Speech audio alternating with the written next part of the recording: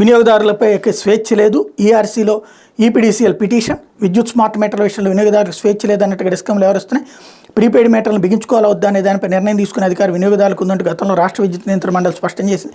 ఈ నిర్ణయాన్ని సవాల్ చేస్తూ కేంద్ర ఇంధన శాఖ మార్గదర్శకాలు ప్రీపెయిడ్ మీటర్లపై స్పష్టమైన మార్గదర్శకాలను వినియోగదారులు వాటిని ఖచ్చితంగా తీసుకోవాల్సిందేనని ఏపీఈసీడీసీఎల్ తాజాగా ఈఆర్సీలో పిటిషన్ వేసింది అన్నటువంటి వార్తని ఇక్కడ హైలైట్ చేశారు. ఇకపోతే సంచలనాల జనసేన. ప్రస్తుతం జనసేన ఒకప్పుడు అమనాభూతులు తిట్టినటువంటి వాళ్ళు ఇప్పుడు భుజాన్ని వేసుకుంటారు.